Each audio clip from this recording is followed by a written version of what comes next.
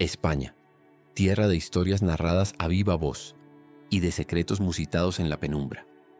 Quizás ya hemos rozado juntos en este canal algunas de las leyendas más célebres que nacen de sus contrastes y misterios.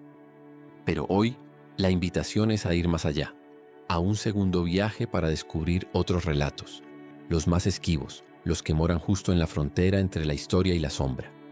Porque existen leyendas que rehúyen la fama, esperando en silencio a quien tenga el valor de buscarlas en el corazón de un castillo olvidado, en la espesura de un bosque ancestral o en la resonancia vacía de una cueva. Si vibras con estas búsquedas en lo oculto, tu suscripción y tu like son el mejor impulso para seguir explorando. ¿Listos para sumergirnos de nuevo en la España legendaria y secreta? Pues adelante. La isla de San Borondón. En el vasto océano Atlántico, donde el horizonte se funde con el azul, las 7 islas Canarias guardan un secreto susurrado por las olas y el viento. La leyenda de una octava isla. Una isla fantasma, esquiva, que aparece y desaparece como un espejismo marino. San Borondón. La llaman la inaccesible, la non trubada, la encubierta.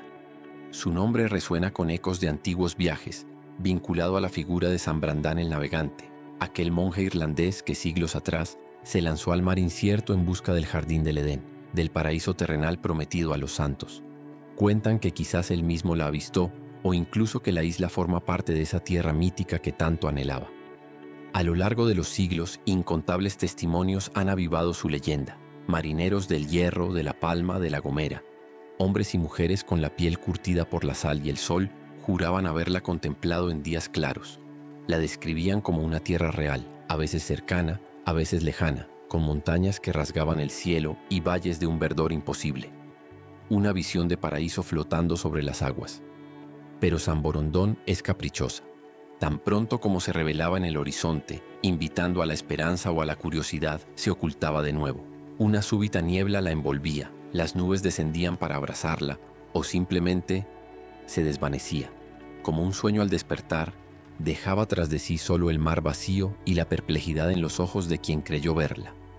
Las embarcaciones que intentaban alcanzarla, atraídas por su presencia, encontraban únicamente olas y distancia infinita. ¿Qué es San Borondón? Un simple juego de luces y atmósfera, una fata morgana creada por el calor y las corrientes. Un banco de nubes excepcionalmente bajo y denso simulando la forma de la Tierra. ¿O acaso una isla encantada, un portal a otra dimensión, un vestigio de mundos perdidos o paraísos inalcanzables? Durante siglos su existencia fue tomada por cierta. Figuró en mapas medievales y renacentistas, un desafío a la geografía conocida, un punto enigmático en las cartas de navegación que incitó la codicia y la aventura. Expediciones, tanto españolas como portuguesas, zarparon con el firme propósito de encontrarla, de cartografiarla, de conquistarla. Todas regresaron con las manos vacías, con la única certeza de su elusividad. Hoy, la ciencia moderna nos ofrece explicaciones lógicas para estos avistamientos. Conocemos los espejismos, comprendemos la meteorología, y sin embargo el aura de misterio de San Borondón se resiste a desaparecer por completo. Permanece en el folclore canario, en la memoria colectiva, como un símbolo de lo inalcanzable, de los secretos que el océano todavía guarda, del eterno anhelo humano por descubrir lo que yace más allá de lo visible. San Borondón, la isla que viaja, el eco de lo imposible en el corazón del Atlántico. El barranco de Badajoz. En la isla de Tenerife, bajo la sombra del Teide y cerca de Guímar, se abre una cicatriz en la tierra, un cañón de misterios conocido como el Barranco de Badajoz. No es solo un accidente geográfico, es un imán para lo inexplicable, un lugar cuya fama trasciende lo geológico para adentrarse de lleno en el territorio de lo paranormal y lo legendario. Aquí, las leyendas no hablan de un solo fantasma o de una única historia, sino de un universo de fenómenos extraños reportados a lo largo de décadas, convirtiéndolo en uno de los enclaves más enigmáticos de las Islas Canarias. La historia más contada, el relato icónico del barranco, es la de la Niña de las Peras. Ocurrió, según la tradición oral, a caballo entre el siglo XIX y el XX. Una niña fue enviada por sus padres a buscar fruta al interior del barranco. Se adentró por sus veredas y en un punto entró en una cueva o quizás en una de las galerías excavadas para buscar agua. Dentro no encontró fruta, sino a unos seres altos, de aspecto sereno y vestidos con impecables túnicas blancas. Estos seres interactuaron con ella amablemente. Para la niña, el tiempo pasado en su compañía fue breve. unos pocos minutos, quizás un par de horas. Tras despedirse, salió de la cueva y emprendió el camino de regreso a casa. Pero al llegar, se encontró con una realidad imposible. Sus padres eran ahora ancianos o ya habían fallecido. Sus hermanos y amigos habían envejecido décadas. El corto lapso que ella experimentó dentro de la cueva se había correspondido con 20 o 30 años en el mundo exterior. Un encuentro con seres de otra dimensión, un portal donde el tiempo fluye distinto. La leyenda quedó grabada. Desde entonces, la fama del barranco como lugar especial no hizo más que crecer. Es célebre por los numerosos avistamientos de ovnis, luces sin explicación que recorren el cielo nocturno, objetos voladores silenciosos que parecen dirigirse hacia el interior del cañón o emerger de él como si el barranco fuera una suerte de base o puerta interdimensional. Los testimonios hablan también de encuentros con otros seres extraños, más allá de los luminosos entes blancos de la historia de la niña. Se describen figuras sombrías que acechan entre las rocas, apariciones con aspecto de monjes o personajes de otras épocas, e incluso, aunque menos frecuentemente, criaturas aladas de naturaleza incierta. Investigadores de lo paranormal frecuentan el lugar y a menudo afirman registrar fenómenos inexplicables, psicofonías con voces que parecen responder desde la nada, descensos bruscos de temperatura incluso en días calurosos, fallos repentinos en baterías y equipos electrónicos, y la omnipresente sensación de ser observado, una atmósfera cargada de tensión o de una profunda extrañeza. ¿Qué ocurre realmente en el barranco de Badajoz? Las teorías abundan en el mundo del misterio. ¿Es una puerta entre dimensiones? ¿Un lugar con una concentración anómala de energía telúrica? ¿Un antiguo lugar de poder guanche cuyos ecos perduran? ¿Una base secreta de seres no humanos? Las preguntas flotan en el aire seco y denso del barranco, sin respuestas claras. Lo indiscutible es su poderosa atracción como uno de los grandes centros del misterio en España, un lugar donde la frontera entre la realidad conocida y lo inexplicable parece extraordinariamente fina, y donde la leyenda y los fenómenos extraños continúan alimentando la fascinación y el respeto por lo desconocido. La leyenda de Gara y Jonay. En las islas hermanas de La Gomera y Tenerife, antes de que las velas europeas surcaran sus costas, cuando el pueblo guanche habitaba estas tierras volcánicas, vivió una historia de amor tan ardiente como el Teide y tan profunda como el mar que las rodea. Es la leyenda de Gara, princesa del cantón gomero de Agulo, y Jonay, apuesto príncipe del menceyato de Adeje en Tenerife. Ella, Gara, estaba ligada a la frescura del agua, a la umbría del bosque de Laurisilva. Él, Jonay, llevaba en su sangre el fuego del gran volcán Echeide, el Teide, que dominaba su isla. Sus destinos, tan distintos como el agua y el fuego, se cruzaron durante una celebración festiva en La Gomera, quizás el Beñesmén, que congregaba a gentes de diversas islas. Sus miradas se encontraron, y un amor fulminante, de esos que parecen escritos en las estrellas, nació entre ellos. Pero pronto, los augurios ensombrecieron su felicidad. Gara, siguiendo una antigua costumbre, fue a consultar su suerte en el amor a los chorros de Epina, 7 manantiales sagrados en el corazón del bosque gomero, cuyas aguas tenían fama de reflejar el porvenir. Al asomarse el agua primero le devolvió una imagen clara, pero enseguida se tornó turbulenta, mostrando reflejos de fuego y calor. Un anciano interpretó el presagio. Agua y fuego no debían mezclarse. Su unión traería calamidad. A pesar de la advertencia, el amor entre Gara y Jonay era demasiado fuerte. Desearon unirse y sus familias parecieron aceptarlo en un principio. Sin embargo, la naturaleza misma pareció oponerse. Cuentan que el Teide, en Tenerife, dio muestras de inquietud, quizás arrojando fumarolas o provocando temblores cuando Jonay estaba cerca de Gara, reforzando el temor al mal augurio. Ante estas señales, los padres, temerosos de la ira de los dioses o de los elementos, prohibieron definitivamente la unión. Jonay tuvo que volver a Tenerife, separado de su amada. Pero la distancia era un tormento insoportable. En un acto de desesperación y valentía juvenil, una noche se lanzó al océano hostil que separaba las islas. Ayudado por odres de piel de cabra inflados a modo de flotador, luchó contra las corrientes y logró la hazaña de cruzar el peligroso brazo de mar hasta La Gomera. Se reunió con Gara en secreto bajo la oscuridad cómplice.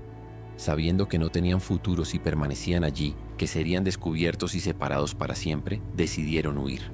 Juntos se adentraron en la isla, ascendiendo hacia las cumbres más altas y refugiándose en la espesura del ancestral bosque de Laurisilva.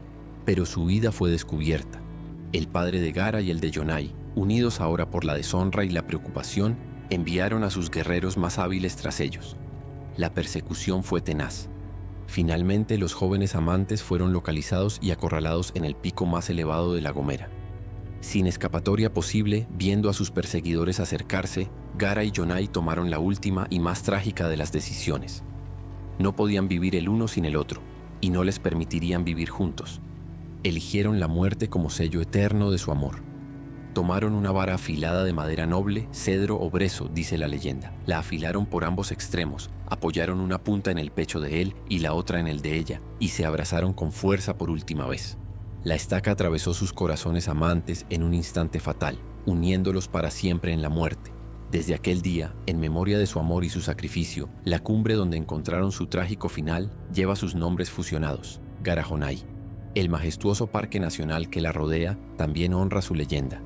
Y así perdura a través de los siglos la historia de Gara y Yonai, símbolo del amor que desafía todas las barreras, familiares, culturales, incluso las que imponen los elementos y el destino, y que prefiere la eternidad compartida en la muerte antes que la vida en separación.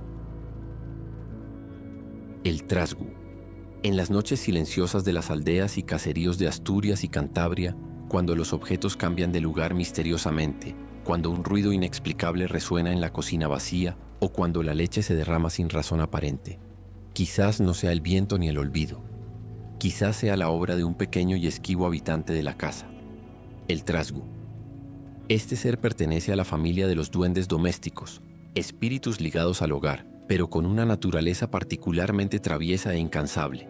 Imagina lo pequeño, a menudo descrito con piel oscura, vestido con un gorro puntiagudo y ropas de un rojo encendido. Cojea ligeramente, casi siempre de la pierna derecha. Pero su rasgo más distintivo, la clave de su ser y, a veces, de su perdición, es un agujero que atraviesa la palma de su mano izquierda. Una mano furada, como dicen por allí. El trasgu no es intrínsecamente malvado. No busca la ruina ni el gran daño, pero es terriblemente molesto. Su alegría reside en el desorden, en el trajín, en sacar de quicio a los habitantes de la casa que ha elegido como suya. Es un bromista persistente, un agente del caos a pequeña escala. ¿Sus pasatiempos favoritos? Cambiar las herramientas de sitio una y otra vez. Esconder las llaves justo cuando más prisa tienes. Hacer ruidos por la noche. Golpes, pasos, cacharros que parecen caerse solos. Abrir puertas y ventanas que había cerrado cuidadosamente. Enredar la lana de las abuelas. A veces le da por imitar tareas domésticas, pero siempre con resultados desastrosos gracias a su torpeza o a su mano agujereada. Si intenta fregar, romperá la vajilla. Si intenta barrer, esparcirá más la suciedad. Puede molestar al ganado, soltar a las gallinas o tirar el pienso de los animales. Deshacerse de un trasgu es una tarea ardua, casi una leyenda en sí misma. No sirve de nada enfadarse, y mucho menos mudarse de casa. Es famoso el cuento de la familia que, harta del duende, carga todas sus pertenencias en un carro para irse a vivir a otro lugar. Cuando ya están listos para partir, oyen una vocecita desde dentro de una olla o un mueble. Nosotros también nos mudamos. El trasgu se considera parte de la familia y se va con ella. Pero existe una forma de vencer su persistencia, explotando sus debilidades, sobre todo esa mano con un agujero.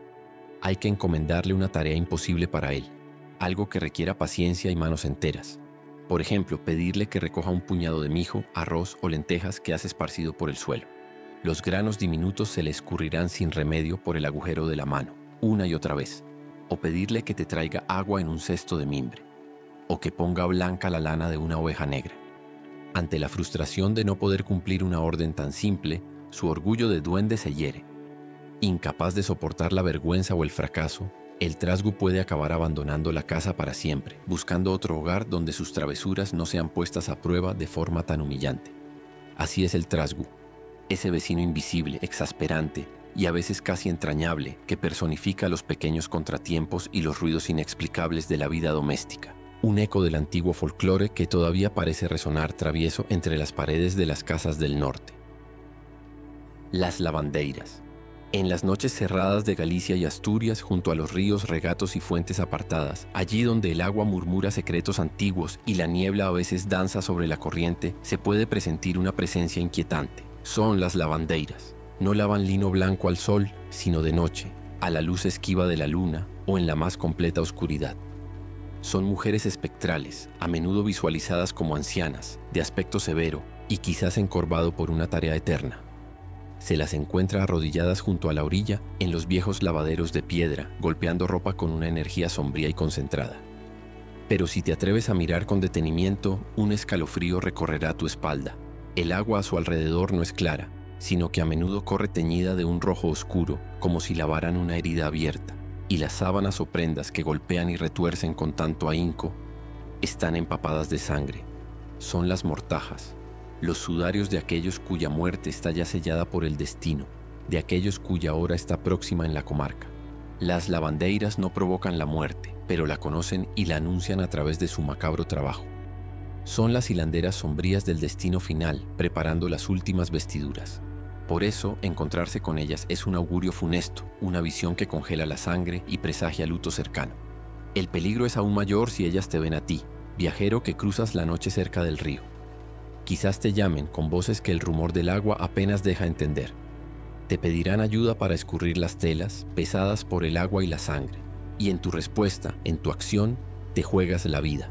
La tradición exige que si accedes a ayudar, dominando el pánico que sentirás, debes retorcer la sábana siempre en el mismo sentido que ellas lo hacen. Es un gesto de sumisión al destino que ellas representan, una forma de no interferir en su labor. Si lo haces correctamente, quizás te dejen marchar, perturbado pero ileso. Pero si te niegas a colaborar, paralizado por el miedo, o si en un acto de desafío o simple error tuerces la tela en sentido contrario, la furia de las lavandeiras caerá sobre ti. Pueden lanzarte una maldición, golpearte hasta dejarte maltrecho, o en el peor de los casos, arrastrarte con ellas a las frías aguas del río. Entonces la próxima mortaja que laven será la tuya. La leyenda de Aldara. En la Galicia de brumas y leyendas, donde los bosques susurran historias al oído del viento, se cuenta la triste suerte de Aldara. Noble dama, quizás de antiguo linaje, habitaba un paso señorial entre colinas verdes y fragas espesas. Era hermosa, dicen, pero sobre ella pesaba una sombra, una maldición ancestral que la atormentaba en secreto. Condenada por un hado funesto, heredado o impuesto por la magia oscura de una meiga, Aldara sufría una terrible aflicción. En ciertas noches, quizás bajo el influjo de la luna llena o en fechas marcadas por el calendario arcano, perdía su forma humana. Su cuerpo se veía sometido a una metamorfosis dolorosa, involuntaria, que la convertía en una criatura salvaje del monte. A veces cuentan las versiones más oscuras, en una loba fiera y esquiva. Otras, quizás las más extendidas y melancólicas, en una hermosa cierva blanca, de una gracia y pureza casi sobrenaturales. Durante esas horas de exilio en su propia piel, Aldara vagaba por los bosques, despojada de sus recuerdos y su conciencia, guiada tan solo por el instinto animal. Temida si era loba, codiciada y perseguida si era cierva, vivía una existencia fragmentada, una tortura secreta bajo la apariencia de su vida noble. La leyenda a menudo la une a un esposo, un caballero, a veces llamado Rui, que la amaba profundamente, pero que ignoraba por completo la naturaleza de su tormento.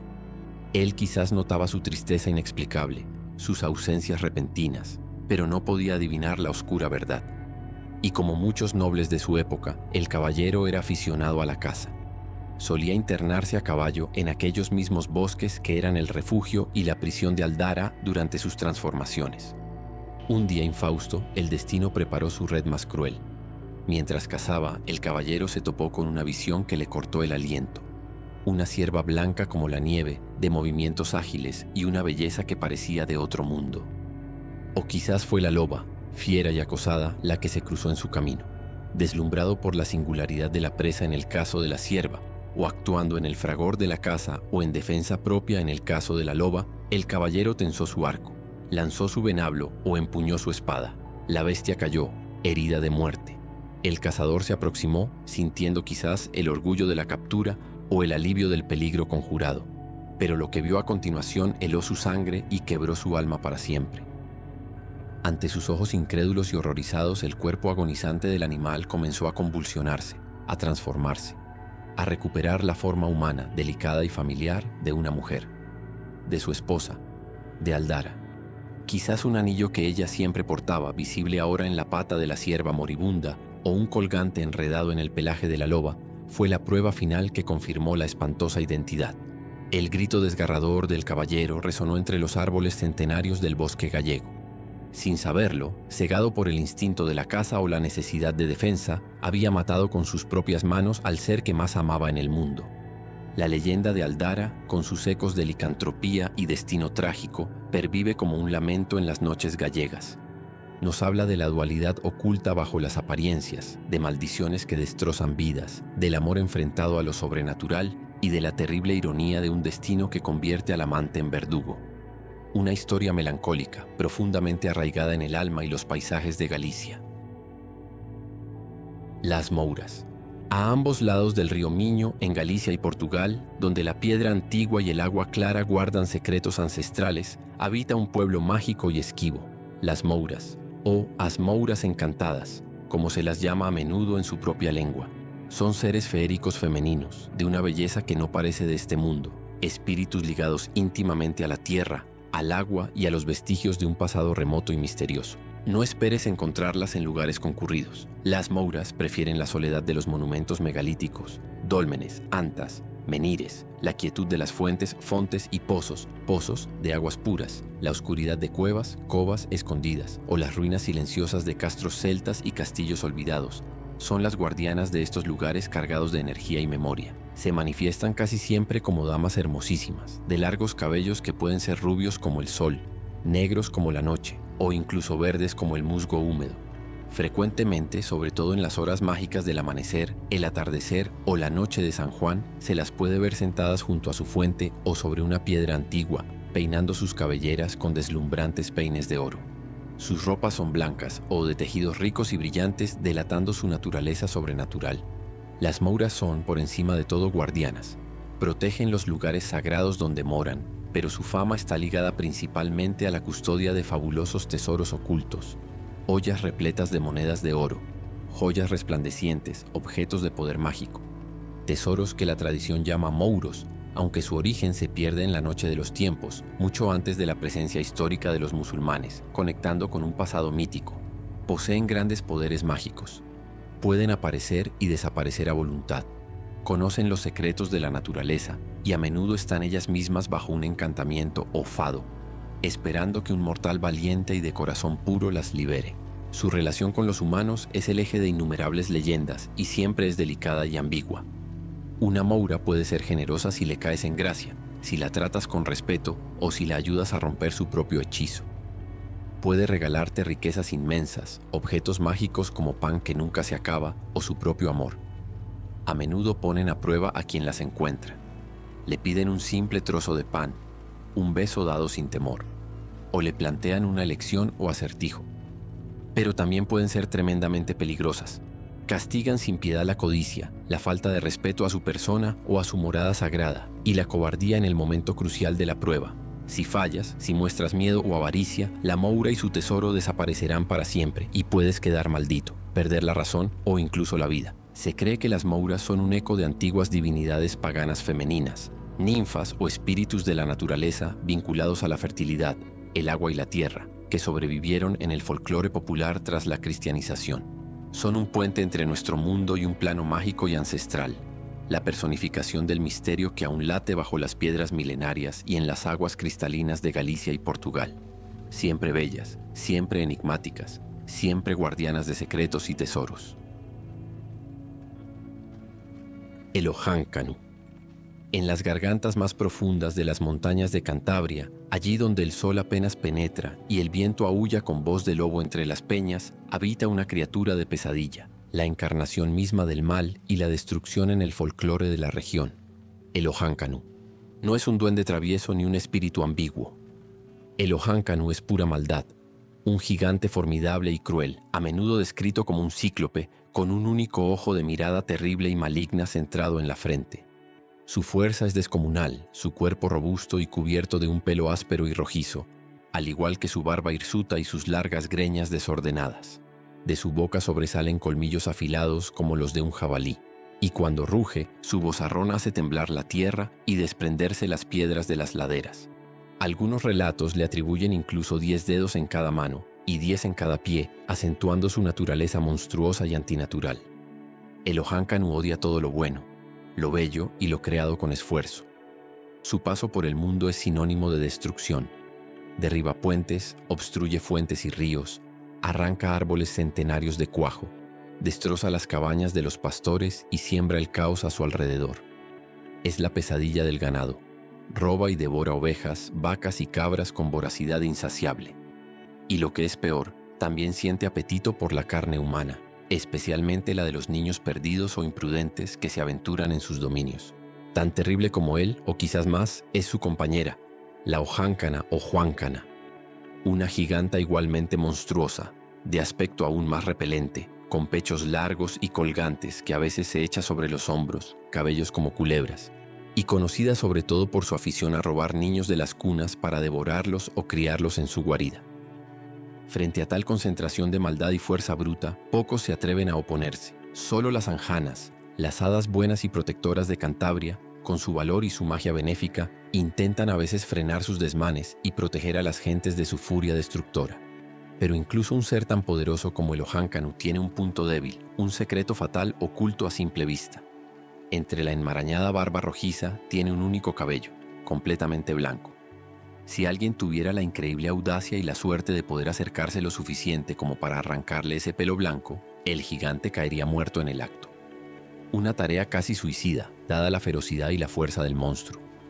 El Ojáncanu representa el miedo ancestral a la naturaleza salvaje e indómita en su vertiente más hostil y destructiva.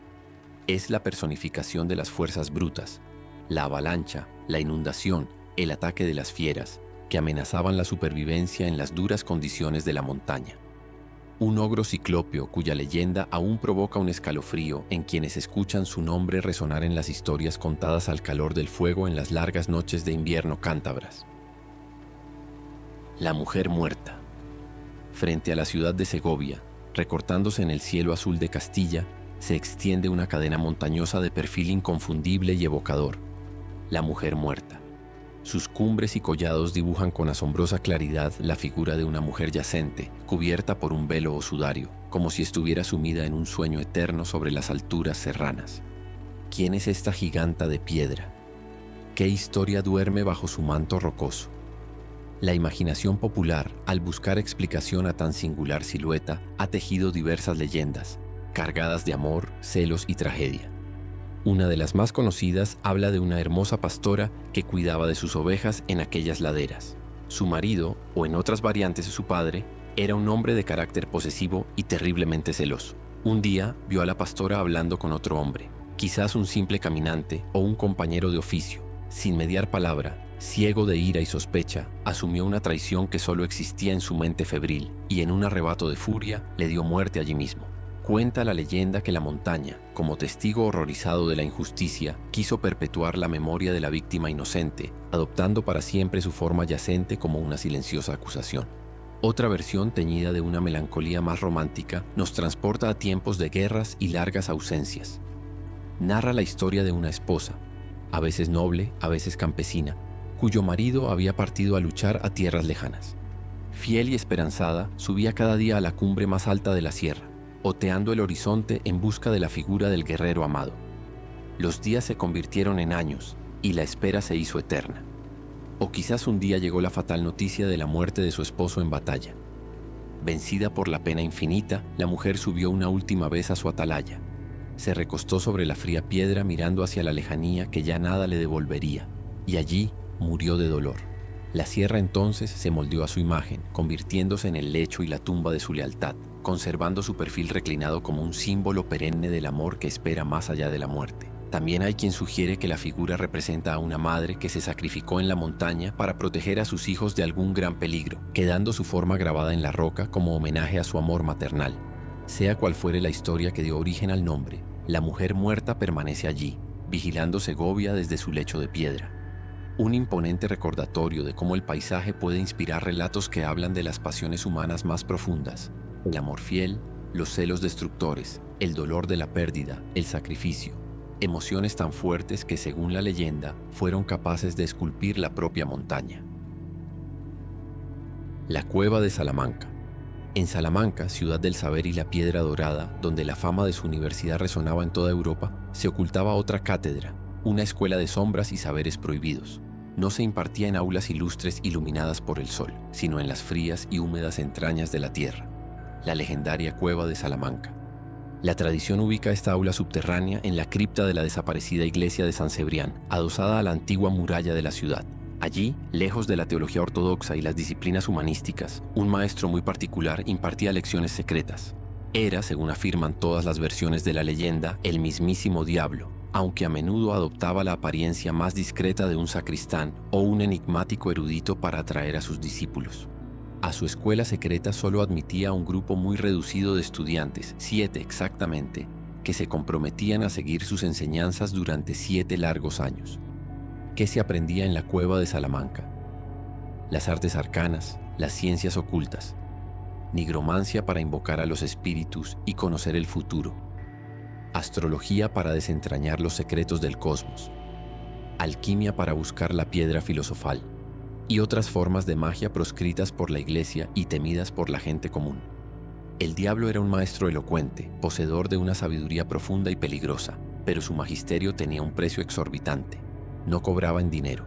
Al finalizar los 7 años de estudio, la suerte o el propio maestro designaban a uno de los 7 estudiantes. Ese desafortunado debía quedarse para siempre en la cueva, como pago por el conocimiento adquirido, convertido en siervo del diablo por toda la eternidad. Su alma era la matrícula de aquella universidad infernal. Entre los alumnos que, según la leyenda, pasaron por la Cueva de Salamanca, destaca la figura de don Enrique de Villena, el Marqués de Villena, personaje histórico del siglo XV, famoso por su inmensa cultura, su interés por la alquimia y la astrología y su reputación de hechicero. Cuenta la versión más famosa que al concluir su periodo de estudio, la suerte recayó sobre el Marqués de Villena. Él era el elegido para pagar la deuda con el maligno. Pero don Enrique, que no solo había aprendido magia sino también astucia en aquella escuela subterránea, ideó una estratagema para escapar a su terrible destino. En el momento de la despedida, cuando el diablo quizás cerraba la cueva o se disponía a reclamar su pago, el marqués se escondió. Algunas versiones dicen que se ocultó bajo la amplia capa del demonio. Otras que se metió sigilosamente en una gran tinaja de barro que había en la cripta. El diablo, creyendo que su discípulo ya estaba bajo su poder o resignado, abandonó el lugar o cerró la entrada. En la oscuridad y el silencio, el Marqués de Villena salió de su escondite. Con ingenio o quizás con ayuda de algún conjuro aprendido, logró encontrar una salida y escapar de la cueva sellada. Había conseguido burlar al mismísimo príncipe de las tinieblas, ganando su libertad. Sin embargo, no salió completamente ileso de la aventura. Como precio por su engaño, o como marca dejada por el roce con lo infernal, perdió su propia sombra. Desde ese día, el Marqués de Villena sería conocido como el hombre sin sombra, un estigma visible de su peligroso aprendizaje en la Cueva de Salamanca. Y así, la Cueva de Salamanca, real o imaginaria, se convirtió en mucho más que un lugar. Su nombre trascendió fronteras, convirtiéndose en sinónimo de escuela de magia negra, de conocimiento prohibido y de pactos con el diablo en todo el mundo hispano. Una leyenda oscura y fascinante que añade una dimensión subterránea y misteriosa a la luminosa historia de la Universidad de Salamanca. Pedro Botero. Cuando el mal tienta, cuando la desgracia acecha, cuando se nombra al príncipe de las tinieblas en el habla popular española, a menudo no se oyen los nombres solemnes de Satanás ni Lucifer. En su lugar resuena un nombre mucho más cercano, casi rústico, a veces incluso con un deje de familiaridad resignada. Pedro Botero. ¿Quién es este Pedro Botero? No es un demonio distinto ni un lugarteniente infernal. Es el mismísimo diablo, el maligno, el tentador, pero ataviado con un nombre que lo trae del púlpito o del tratado teológico al lenguaje de la calle, de la cocina, del cuento contado al calor del hogar. Un nombre que quizás buscaba hacerlo menos aterrador al volverlo familiar, o que por el contrario subraya su presencia insidiosa en la vida cotidiana. El origen del apellido Botero es incierto y se presta a interpretaciones. Tiene que ver con las botas de vino, ligando al diablo con la embriaguez y la perdición que puede traer, o con el oficio de botero, el que las hace o vende, o es simplemente un apodo, una deformación de otro nombre que la memoria colectiva adoptó y transmitió. Sea como fuere, Pedro Botero es el protagonista o antagonista de innumerables historias y leyendas populares. Es él quien se aparece en las encrucijadas a la medianoche, a menudo disfrazado de apuesto caballero o de viajero inofensivo, para proponer pactos faústicos. Ofrece riquezas, poder, amor o conocimientos prohibidos a cambio del alma inmortal. Es también Pedro Botero quien, puntual e inexorable, regresa para cobrar la deuda cuando el plazo del pacto ha vencido, listo para arrastrar al desdichado firmante a su reino subterráneo. Y como no, es uno de los cocos o asustaniños más socorridos. Que te lleva Pedro Botero ha sido la advertencia lanzada por generaciones de mayores a los niños que no obedecían, que no querían dormir o que se aventuraban donde no debían. Su morada es el infierno, las profundidades de la tierra, y por eso lugares como cuevas profundas, cimas o parajes especialmente remotos y perdidos a veces se describen popularmente como allí donde Pedro Botero perdió el mechero, aunque se le puede imaginar con la iconografía tradicional del demonio, cuernos, rabo, olor a azufre. El nombre de Pedro Botero a menudo evoca una figura quizás más astuta, más cercana, un tentador que conoce bien las debilidades humanas porque parece uno más, hasta que revela su verdadera naturaleza. Así, Pedro Botero es el nombre popular del mal, un personaje omnipresente en el refranero, en los cuentos de advertencia y en las expresiones cotidianas de España. Un recordatorio constante de la presencia de la tentación, del peligro del pecado y de la figura, a la vez temible y extrañamente familiar, del diablo tal como lo ha concebido y nombrado el folclore popular. La cruz del diablo. En las tierras ásperas de Cuenca, azotadas por el cierzo y esculpidas por hoces profundas, donde las rocas guardan memoria de tiempos fieros, se alza una cruz de piedra, solitaria y adusta. No es un crucero monumental ni un símbolo de alegre fe. Es un hito austero al borde de un camino viejo y se la conoce con un nombre que provoca un escalofrío: la cruz del diablo. Su nombre no nació de la devoción, sino del espanto y del castigo divino. Recuerda la historia magnificada por la pluma del poeta Gustavo Adolfo Bécquer, de un señor feudal sin Dios ni ley, tan arrogante como cruel. Un noble que despreciaba lo sagrado, tiranizaba a sus vasallos y vivía entregado a los placeres y la violencia. La codicia de este señor, insaciable como su orgullo, se posó un día sobre un objeto legendario, una armadura completa, de brillo sobrenatural, que se decía había pertenecido a un famoso caballero cruzado y que se guardaba como reliquia en un lugar santo, quizás la tumba del propio guerrero en un monasterio olvidado. Se rumoreaba que la armadura poseía virtudes mágicas o confería invulnerabilidad a quien la vistiera. Decidido a poseerla, el noble blasfemo planeó el sacrilegio. Eligió una noche profana, quizás un viernes santo para mayor afrenta. Reunió a sus más viles esbirros y cabalgó hacia el lugar sagrado. Forzaron las puertas, pisotearon las tumbas, profanaron el recinto con su presencia impía. El aire se cargó de un horror pesado, casi irrespirable. Sombras extrañas parecían moverse en los rincones oscuros y el viento silbaba a través de las grietas como lamentos de almas en pena. Sin mostrar temor, llegaron hasta la armadura y la arrancaron violentamente de su lugar de reposo. Fue entonces cuando la cólera sobrenatural se desató. Cuentan que las estatuas de los santos en las paredes parecieron cobrar vida y seguirles con ojos acusadores, que las luces de las velas se extinguieron y reavivaron solas con llamas infernales. La propia armadura pareció resistirse, vibrando con una furia helada, casi quemando las manos de quienes la portaban. Aterrorizados, el señor y sus hombres emprendieron la huida con el botín sacrílego. Pero la noche misma pareció volverse contra ellos. Figuras espectrales, demonios salidos de las sombras o quizás los espíritus de los caballeros y monjes allí enterrados comenzaron a perseguirlos con una furia implacable. En su carrera desesperada, el noble, buscando refugio sin saber bien dónde, se encontró de pronto junto a la vieja cruz de piedra que se alzaba en el cruce de caminos. Quizás fue un último instinto buscando la protección divina, o quizás el destino lo guió hasta el lugar de su juicio final. Allí, al pie de la cruz, las fuerzas infernales que lo acosaban se detuvieron, incapaces de traspasar el aura de santidad que emanaba del símbolo cristiano. El poder de la cruz repelió a las tinieblas, pero para el señor sacrílego no hubo refugio sino sentencia. Las leyendas difieren en su final exacto. Unos dicen que fue hallado muerto al amanecer, con el rostro desencajado por un terror indecible, petrificado a los pies de la cruz. Otros que fue arrebatado en cuerpo y alma por garras invisibles y arrastrado a los abismos. La armadura robada, cuentan, fue encontrada de nuevo en su lugar original en el monasterio, intacta, aunque algunas versiones dicen que marcada para siempre con el signo de una cruz, como si el poder divino hubiera dejado su sello sobre ella tras la lucha contra el mal. Y la cruz del camino, testigo mudo de aquella noche de horror y justicia sobrenatural, quedó para siempre marcada por el suceso, siendo conocida por todos como la cruz del diablo.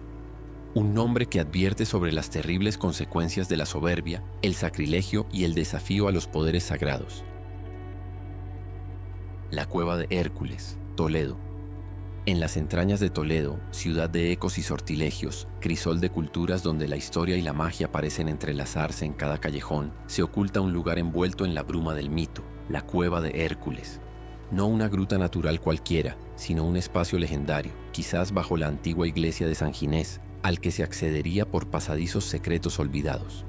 La tradición, tan antigua como la propia ciudad, atribuye su creación o su consagración mágica al mismísimo Hércules, el héroe mitológico, durante sus legendarios trabajos por la península ibérica. Dicen que Hércules depositó en ella un secreto vital, un oráculo o una profecía crucial para el destino de las tierras hispanas, y que selló su entrada con poderosa magia. Además, estableció una prohibición solemne. Ningún rey que gobernase aquellas tierras debería jamás osar forzar la entrada ni intentar desvelar el contenido de la cueva. Para reforzar este tabú, se instauró la costumbre de que cada nuevo monarca, al subir al trono, añadiera un nuevo candado a la puerta ya existente, sin mirar jamás lo que había dentro. Era un acto de respeto al misterio ancestral, una forma de mantener sellado lo que no debía ser conocido antes de tiempo. Generación tras generación, los reyes visigodos que gobernaron desde Toledo cumplieron con el mandato. Añadieron candado sobre candado a la puerta de la cueva, respetando la advertencia implícita en aquel ritual. Pero llegó al trono don Rodrigo, el que la historia recordaría como el último rey godo, impulsado por una curiosidad irrefrenable, quizás por la soberbia de creerse por encima de las antiguas supersticiones, o tal vez por la codicia ante los rumores de que la cueva escondía fabulosos tesoros. Rodrigo tomó una decisión fatídica: romper la prohibición milenaria. Desoyendo los consejos de sus hombres más prudentes, que le advertían del peligro de desafiar un tabú tan antiguo, ordenó que se forzaran las decenas de cerraduras acumuladas durante siglos. Con gran esfuerzo los cerrojos cedieron y la pesada puerta de la cueva se abrió por primera vez en incontables generaciones.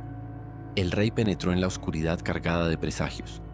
El aire era denso, antiguo, no encontró el brillo del oro ni de las joyas. En el centro de la estancia, quizás iluminado por una luz extraña y sobrenatural, halló un arca o cofre ricamente labrado. La tentación fue demasiado fuerte. Ordenó abrirla. Dentro del arca no había tesoros, sino un paño doblado o un pergamino enrollado. Al extenderlo, Rodrigo contempló con creciente horror una escena vívida y detallada. Guerreros de aspecto extraño, con tez morena, turbantes y ropajes diferentes a los suyos, montados en veloces caballos, cruzando el mar y conquistando sus ciudades y campos. Bajo la pintura, o en el propio pergamino, una inscripción sentenciaba con letras antiguas y amenazadoras: el día que esta arca sea abierta y su contenido revelado, pueblos como los aquí figurados invadirán España y la señorearán. Un sudor frío recorrió la espalda del rey. Comprendió en ese instante la magnitud de su sacrilegio. No había descubierto un tesoro, sino la profecía de la destrucción de su propio reino. Al romper el tabú, al desvelar el secreto guardado por Hércules, había roto la protección mágica que amparaba Hispania, o peor aún, había activado la propia maldición. La leyenda se une aquí trágicamente con la historia. Poco tiempo después de la apertura de la cueva de Hércules, en el año 711, las tropas musulmanas de Tarik y Musa cruzaron el estrecho de Gibraltar. El rey don Rodrigo fue derrotado y muerto en la batalla de Guadalete, y el reino visigodo se desmoronó con asombrosa rapidez. Así, la cueva de Hércules permanece en la leyenda como mucho más que un simple subterráneo. Es un símbolo de la soberbia castigada, del peligro del conocimiento prohibido, y una explicación mítica y fascinante para uno de los momentos más decisivos de la historia de España, añadiendo una capa más de misterio a la ya de por sí enigmática ciudad de Toledo. El monasterio de El Escorial. Al pie de la Sierra de Guadarrama, severo y majestuoso bajo el cielo de Madrid, se alza el Real Monasterio de San Lorenzo de El Escorial. Una obra ciclópea, un universo de granito que es a la vez palacio real, monasterio, basílica, biblioteca y panteón de reyes. Fruto de la voluntad férrea de Felipe II, este edificio imponente no solo es un símbolo del poder del Imperio español y de la fe católica de la Contrarreforma, sino también un nido de secretos y leyendas oscuras que contrastan con su solemne grandeza. La historia oficial nos cuenta que Felipe II lo mandó construir para conmemorar la victoria sobre los franceses en la batalla de San Quintín, festividad de San Lorenzo, y para crear un digno lugar de descanso eterno para su padre, el emperador Carlos V, y los sucesivos monarcas españoles. Pero la leyenda, siempre ávida de misterios, añade otras motivaciones más profundas y esotéricas. Se susurra que la elección del emplazamiento, en las faldas del monte Abantos, un lugar ya considerado mágico o extraño desde antiguo, no fue casual. Dicen que el rey prudente, conocedor de saberes ocultos, sabía que justo allí, bajo esa tierra, se abría una de las legendarias 7 puertas del infierno, un portal directo a los dominios del maligno, y que lejos de rehuir el lugar, decidió levantar sobre él la mayor obra de la cristiandad de su tiempo, precisamente para actuar como un sello monumental y sagrado. El Escorial sería, según esta visión, un cerrojo divino sobre la boca del abismo. Su planta en forma de parrilla, que evoca el martirio de San Lorenzo, junto con la presencia constante de la oración de los monjes jerónimos, actuarían como una barrera mística infranqueable para las fuerzas demoníacas. Cuentan que el diablo, enfurecido por la osadía de construir un templo a Dios sobre su puerta, intentó por todos los medios boicotear las obras. Se oían ruidos inexplicables en las profundidades, como si ejércitos subterráneos golpearan la roca. Ocurrían accidentes extraños. Y como manifestación más tangible de su cólera, apareció un aterrador perro negro.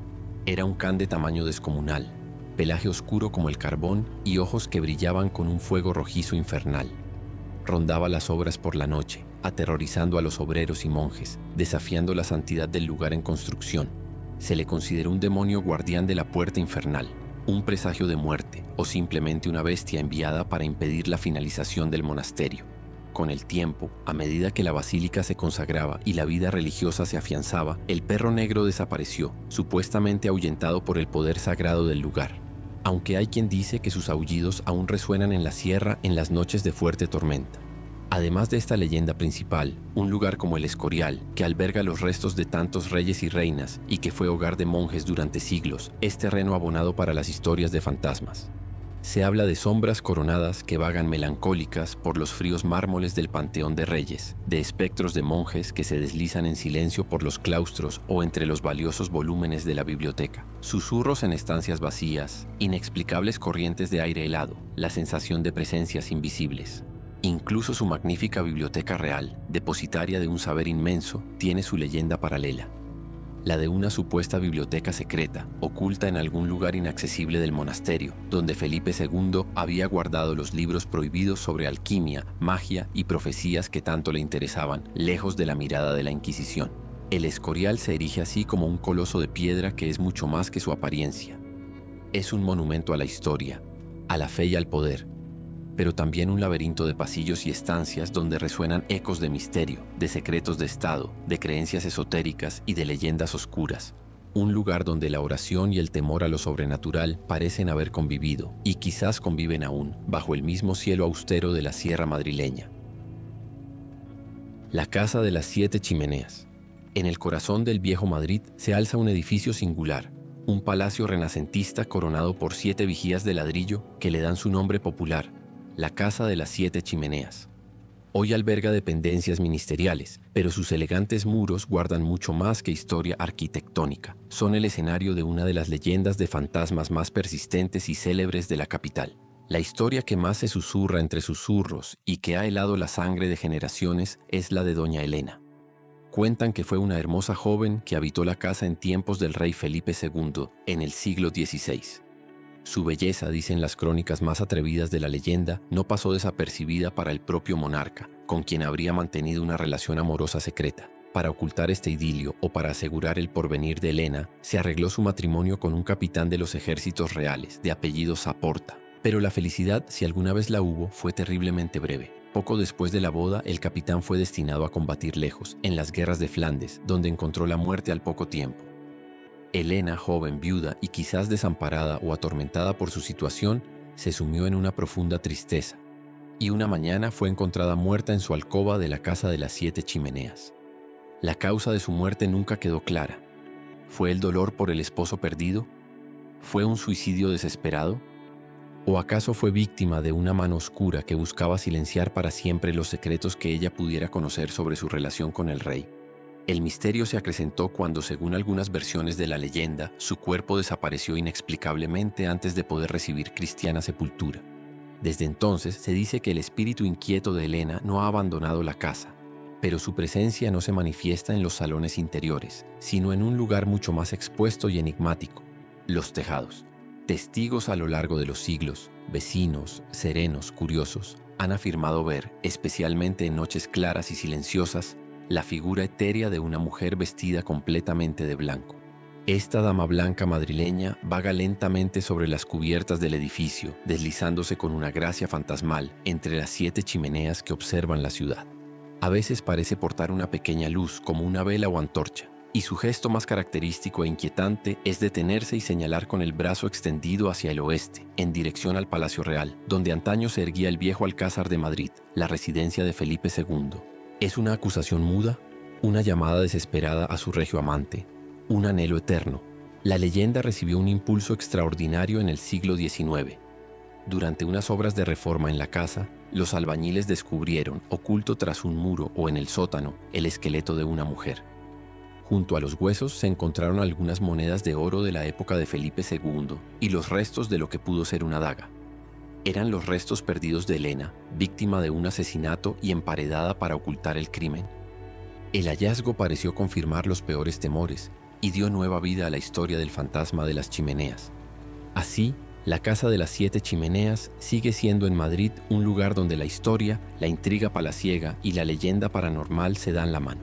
Un edificio singular, vigilado por 7 mudos testigos de ladrillo, bajo los cuales, según la persistente voz de la tradición, el espectro de Elena sigue buscando, noche tras noche, la paz, la justicia o quizás la respuesta del rey que nunca llegó. La Fuente de los Leones.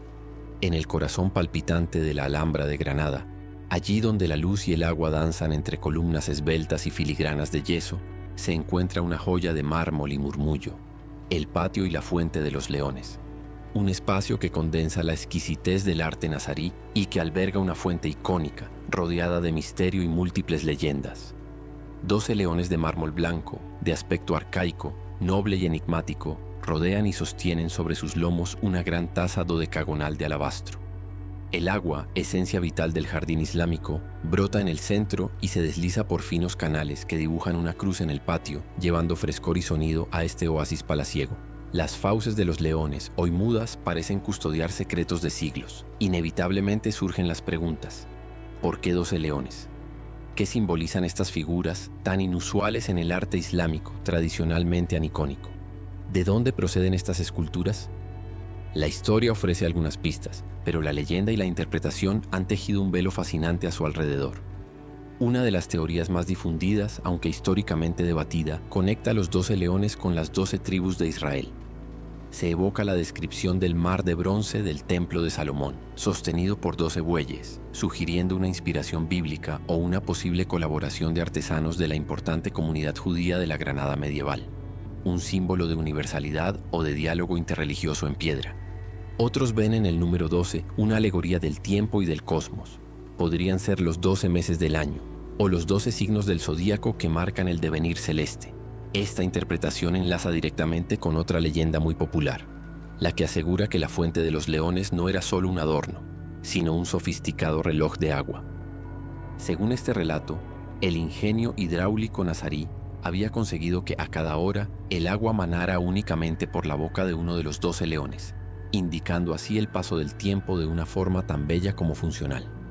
Cuentan que este mecanismo maravilloso se estropeó o fue desmantelado tras la conquista cristiana, ya fuera por desconocimiento de su funcionamiento, por temor supersticioso o durante algún intento fallido de reparación, perdiéndose así uno de los secretos del ingenio de la Alhambra.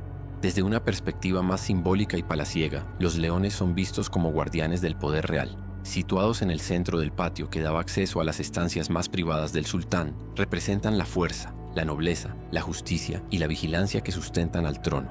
Son emblemas de la majestad del soberano nazarí, petrificados en círculo alrededor de la fuente de la vida. Incluso el origen material de las esculturas es objeto de debate y añade misterio. ¿Fueron talladas ex profeso para la fuente en el siglo XIV?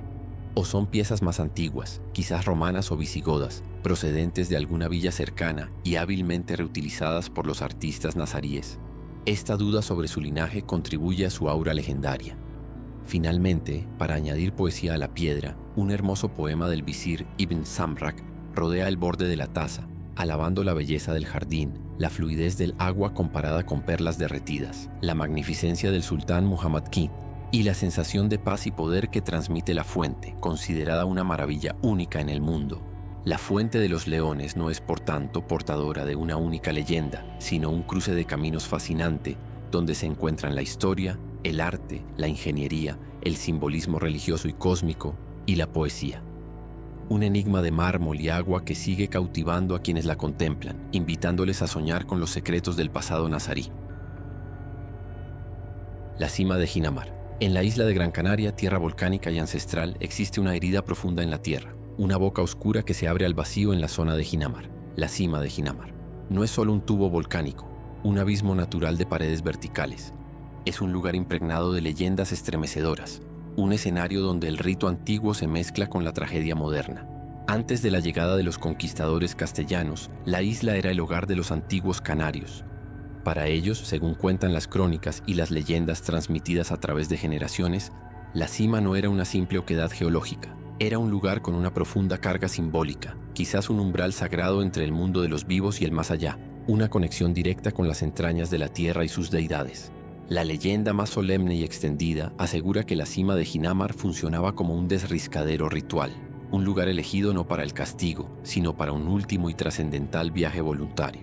Se dice que ciertos miembros de la sociedad aborigen, ancianos que sentían próximo su fin, enfermos incurables que buscaban liberar su espíritu del sufrimiento, o quizás incluso nobles damas o sacerdotes, arimaguadas o faicanes, en cumplimiento de algún designio religioso, acudían al borde de este abismo, con solemnidad, tras despedirse de los suyos o en ceremonias que hoy apenas podemos imaginar, se arrojaban al vacío. No se interpretaba como un acto de desesperación, sino como un tránsito honorable, una forma de reunirse con los ancestros, de devolver el cuerpo a la tierra madre o de alcanzar otra existencia. Un rito final en un lugar de poder natural. Con la conquista castellana y la desaparición de la cultura aborigen, el significado sagrado de la cima se perdió, pero su conexión con la muerte persistió, adquiriendo tintes más oscuros. El lugar mantuvo su fama de portal al más allá, pero ahora asociado a la tragedia y al dolor más mundanos. Comenzaron a circular historias y rumores de que la cima era elegida por personas desesperadas para quitarse la vida, víctimas de desengaños, deudas o miseria. Su profundidad y aislamiento también la convirtieron en la imaginación popular y quizás en la cruda realidad de épocas convulsas, en un lugar idóneo para hacer desaparecer cuerpos, para ocultar crímenes o llevar a cabo ejecuciones clandestinas. Ecos siniestros de distintas épocas turbulentas de la historia parecen resonar en sus profundidades. Por todo ello, no es de extrañar que la cima de Ginamar conserve una atmósfera densa, inquietante. Los que se acercan a su borde hablan a menudo de una sensación de vértigo que va más allá de la altura física, de una tristeza que emana del lugar. Se cuentan historias de fenómenos extraños, lamentos o susurros que parecen surgir del abismo con el viento, sombras fugaces que se mueven en la periferia de la visión, o una opresiva sensación de ser observado desde la oscuridad insondable. La cima de Ginamar es así una cicatriz en el paisaje que es también un espejo de la historia y la condición humana. Un lugar donde la leyenda del rito ancestral se superpone al susurro de las tragedias más recientes, recordándonos la profunda y a menudo sombría relación que establecemos con los lugares marcados por la muerte y el misterio. El Pozo Airón. En la geografía secreta de España, dispersos por campos y sierras, existen lugares singulares marcados por un nombre ancestral y misterioso. El Pozo Airón no se refiere a un único pozo, sino a muchos, manantiales que brotan de las profundidades, cimas insondables que se abren en la tierra, lagunas de aguas quietas y enigmáticas. Todos ellos comparten una conexión con las aguas subterráneas y un eco de creencias paganas muy antiguas.